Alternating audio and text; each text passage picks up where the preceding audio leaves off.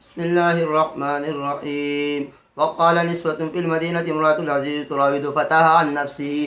اس سے پہلے جب قوم کی عورتوں کو پتہ چلا کہ بادشاہ کی بیوی نے ایک غلام کو جو ہے اپنا عاشق بنا لیا ہے تو وہ طرح طرح کی باتیں کرنے لگی۔ تو بادشاہ کی بیوی نے ان کو سبق سکھانے کے لیے ان کو ایک پروگرام مقرر کیا تاکہ ان کو پتہ چلے کہ یہ کیا ماجرا اور کیا معاملہ ہے۔ تو انہوں نے جو ہے اس طرح کی چیمہ گویاں شروع کی۔ وقال نسوة فی المدینہ تھے، اور عورتوں نے اس کے بعد جو ہے بادشاہ کی بیوی نے ایسا کیا کہ ان تمام لوگوں کو جو ہے ایک دعوت کیا اور دعوت ان کا مقرر کیا۔ ایک جگہ پہ ان سب کو جمع کیا گیا، اور جب سب کو جمع کیا گیا تو ان کی طرف پیغام بھیجا گیا، اور ہر ایک کے ہاتھ میں جو ہے ایک چھرا دیا گیا اور ساتھ میں ایک پل بھی دیا گیا۔ تو وہ چھرا لے کر کے پل کاٹنے لگے۔ اسی اثناء میں انہیں کہا گیا، یوسف علیہ السلام کو کہا گیا کہ ان عورتوں کے سامنے آپ آ جائیں تاکہ انہیں معلوم ہو کہ میں نے جس آدمی کو اپنا عاشق بنایا تھا وہ ایک ایسا آدمی ہے کہ جس کی نظیر اور اس کی طرح کی خوبصورتی کی مثال دنیا کے اندر نہیں ملتی۔ تو اس کو سبق سکھانے کے لیے اور بتانے کے لیے جو ہے اس بادشاہ کی بیوی نے یہ گویا کہ ایک پلان اور ترتیب بنایا۔ تو فرمایا قال نسوة فی المدینہ امرأة العزیز، عورتوں نے جو شہر کے اندر عورتیں تھیں امرأة العزیز، کہا کہ عزیز یعنی بادشاہ کی بیوی نے جو ایک تراود فتاها، اپنے ایک غلام کے جو ہے اپنا مطلب حاصل کرنے کے لیے اس کو پسلایا۔ قد شغفها حبا، اور اس غلام کے اوپر عاشق ہوا ہے، بہت جو ہے اچھی بات نہیں ہے۔ اِنَّ لَنَرَاهَا فِي ضَلَالٍ مُّبِينٍ، ہم اس کو جو ہے صریح غلطی کے اندر دیکھتے ہیں۔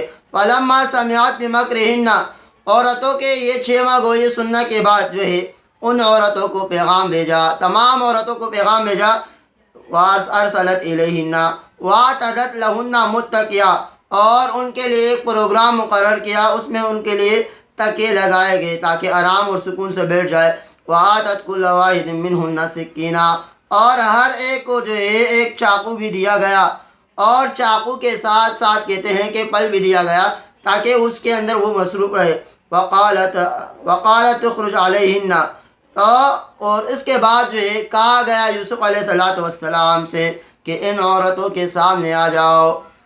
تو فلما رأیناہ اکبرناہ وقطعنا ایدیہن، پھر جب ان عورتوں نے دیکھا اس یوسف علیہ السلام کو، اکبرناہ، کہا کہ حیران کے حیران رہ گئے، حیران و پریشان رہ گئے۔ صحیح، یہ ان کا ایکسپریشن تھا۔ وقطعنا ایدیہن، اور جو چھرا ان کو دیا گیا تھا اس چھرے سے ان کو پل کاٹنا تھا، تو وقطعنا ایدیہن، پل کاٹتے کاٹتے چاقو آ گیا تھا ہاتھ تک۔ وقلنا حاشا للہ ما ھذا بشرا، اور زبانی ایکسپریشن، زبانی بیان کیا، قلنا حاشا للہ، کہنے لگے اللہ ہی کے لیے پاکی ہے۔ ما ھذا بشرا، یہ شخص تو انسان نہیں ہو سکتا، ان ھذا الا ملک کریم، یہ تو کوئی بزرگ فرشتہ ہی ہو سکتا ہے۔ قالت فذلکن الذی لمتننی فیہ، اب امرأۃ العزیز جو ان کے بارے میں باتیں کی جا رہی، ان کا بیان تھا کہ بھئی دیکھو اسی آدمی کے بارے میں آپ جو ہے مجھے ملامت کر رہے تھے، جب آپ نے دیکھا تو کیسے شخصیت ہے یہ۔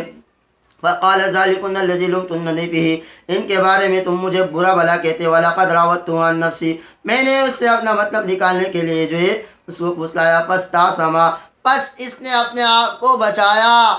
تو یوسف علیہ السلام کی بے گناہی ثابت ہو گئی۔